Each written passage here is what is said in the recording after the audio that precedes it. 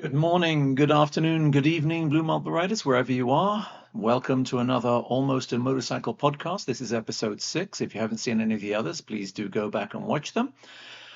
Today, I just bought a new camera. It's not one of these because it hasn't arrived in the mail yet. The reason I bought it is my good old trusty GoPro Session 5 here. My B-roll camera has finally given up the ghost. I've been nursing it along for a while. It's been a trusty companion, but it has an internal battery and the thing died on me. I can strap one of those accessory battery packs to it and keep it running, but it becomes a pill when you've got this launched off the side of a bike to have to strap on something else to it as well. So, I could have bought another 360 camera. I could have bought one of those fancy DJI Osmo Action 4s. Great night photography with those. I could have bought, the brand new, even better actually, I believe, the Insta360 Ace Pro with an even better night and AI. It's got the AI sky, so you can change the sky. I mean, you can have, Van Gogh's Starry Night behind you as you're riding along. Really, it's trick. It looks great. The clarity on it is fantastic. A backflip screen. It's amazing. And longer battery life than the old GoPro, which is what you're watching this with. And I could have got the latest GoPro Hero 12 as well, which is basically just a lobotomized Hero 11 with no GPS. It does have active HDR, but you don't want to know about all that stuff. Where's this going, you're thinking? Well, I ended up getting another one of these, a Hero 11, and the reason I did that is it has slightly better image quality than the Osmo Action 4 and the Ace from Insta360, and I already have a 360 cam, so why get another one of these? I already have one. It works really well. And I don't edit on a phone, so I can't really use that AI on the other camera. So they're useless to me. A Hero 11 for B-roll, perfect. I'm gonna really enjoy it. Except it was likely a waste of money. And this isn't a criticism of GoPro, it's just an acknowledgement that you no longer need a camera to create video content. And here's what I mean. This was created by AI. I simply typed in a text prompt and an AI engine generated this video for me. Pretty cool, huh? AI is starting to make YouTube accessible to those of us who want to create their own content without using a camera to capture new video and spend hours editing it. With a click of a button, a text prompt, we can now create AI-generated video. I'll show you the prompt that I put in for that previous video.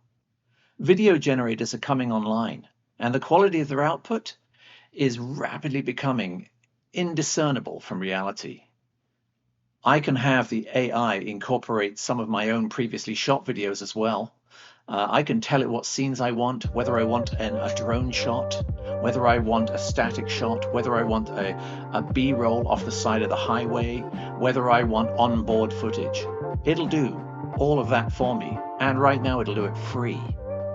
Now, some of you are going to say, well, it's using previously shot content, your own and maybe others. Yes, in some cases it is. In other cases, what it's doing is actually taking some of that video shot by other people and manipulating it so that it is copyright free and original.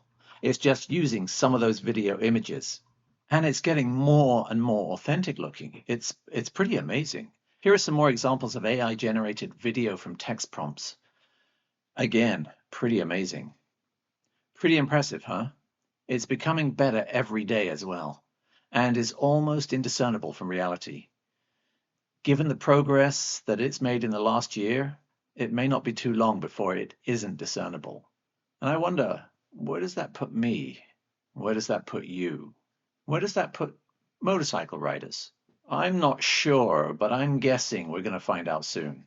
Motorcycle manufacturers will be able to create short AI-generated videos of their motorcycles doing just amazing things, perfect settings with marvelous weather, with good-looking AI models riding them, enthusing about how amazing the bikes are to ride. They're going to sell their bikes to us with AI-generated video. As test rides get harder to come by for us, they're certainly harder to come by for me these days as a YouTuber. Or, unless you're a huge YouTuber like the Missington Flyer, 44 Teeth, and others of that ilk, they may be the only ones we can rely on for authentic feedback on new motorcycles, if that's what they give us. They're still going to need those future test rides. How truthful are they going to be? Smaller YouTubers like myself will be able to give you long-term ride reviews, first impression reviews perhaps, but you may be relying more on MotoJournal launch rides sponsored by the manufacturer, or those AI-generated videos for your feedback on what models to buy in the future.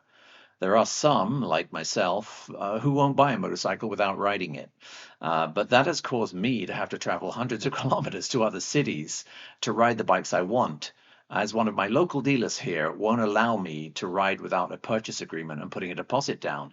I think this is going to get more and more the case. I'm not saying that AI generated video is going to be the cause of that, but it's certainly not going to help it either. Unless you think that is going to impact that local dealer's sales, think again.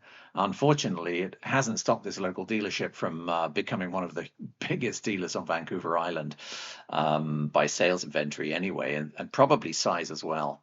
Still, as a YouTuber and photographer, I'm not threatened by this because content is still important to me. As I've said before, I love photography. I love gadgets, I love editing, I love creating. So for this old dinosaur, not much is going to change. But I am intrigued to see where all this goes. But what about you? What do you think about AI in general and text-generated AI video in particular? How will this affect motorcycle reviews in your opinion, adverts? How will it color you or other motorcyclists' opinions of new motorcycles in the future, especially young riders who aren't that experienced and perhaps are coming into this whole thing as if it's normal? It's normal to buy a bike based on an AI-generated ad without riding it. Leave your comments below and let me know where you think all of this is going. Once again, thanks for watching. Don't forget to leave your comments below. Give it a thumbs up. Subscribe if you're new to the channel. I'd really appreciate it. It really helps the channel grow. The YouTube algorithm is a strange beast, but it does like feedback. And hopefully next time you see me, I'll be riding a bike. A real bike. Not an AI-generated bike, but something that actually puts a smile on my face. Cheers. Once again, thanks for watching everyone. If this is the first time you've watched, please consider subscribing. I do product reviews, motorcycle reviews, off-road and on-road vlogs, as well as tours. Don't forget to follow me on social media, that's Instagram, Facebook and Twitter, and to like, and especially, I'm begging you here folks, subscribe. This is the BlueMarbleRider, out.